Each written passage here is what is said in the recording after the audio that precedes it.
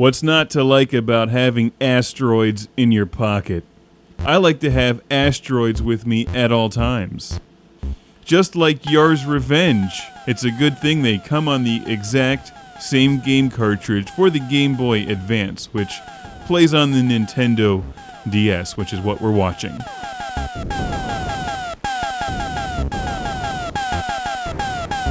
Is it really true that the DSi does not play Game Boy Advance games and they replaced that option with a camera?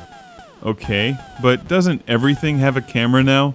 I'd like to spend at least 5 minutes without the ability to photograph something. I don't feel the need to have a camera in my toothbrush or pancakes, and that's where it's heading. Anyway, that's irritating. But back to this game.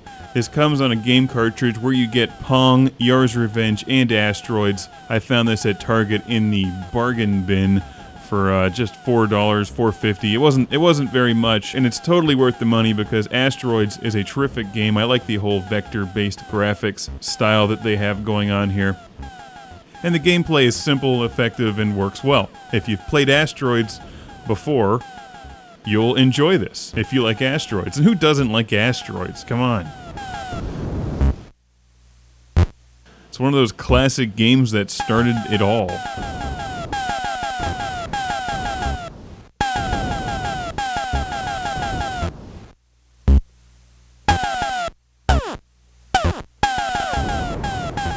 It's a very simple game, and this whole game cartridge is just terrific to have with you at any given time. While many of the DS games seem to be adventure games and role-playing games, which are really cool, sometimes it's nice to just pull out a super old-school game and get your Asteroids fix or your Yars Revenge fix.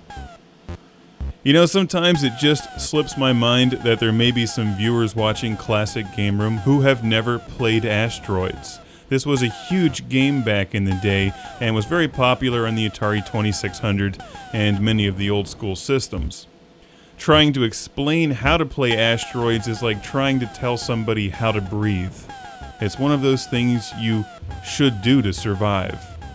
Although breathing is kind of mandatory, you can get by without playing Asteroids, it's just not recommended. Going through life playing video games and not playing Asteroids is like going to a bar and ordering water.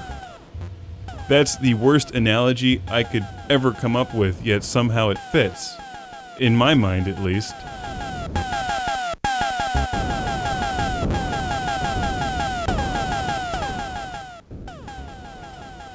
You can pilot your ship around the screen, and you have a hyperspace thing, or teleporting, I forget what it's called, where you can vanish from where you are if you're about to get crushed and reappear somewhere else. It's like rolling the dice, because half the time you're going to get crushed anyway. You can fly, but it's difficult to control your ship, which is why I typically play standing still and then move only when really necessary. Because as you see, the screen becomes very cluttered with fast-moving asteroids. It's difficult to dodge them, and easier to shoot them. There's some strategy you can use in Asteroids, and I'm not playing a very good game here, but it's highly recommended to try and get all these smaller chunks off the screen before attacking the larger ones, because they then explode into more smaller chunks of asteroids.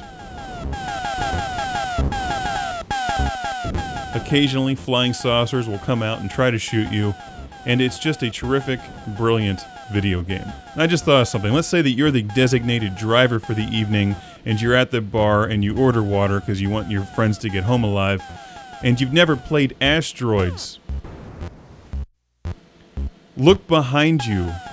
There may be an Asteroids machine.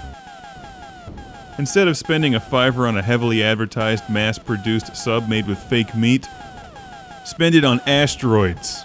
The gift that when shot breaks into smaller gifts that then try to crush your spaceship.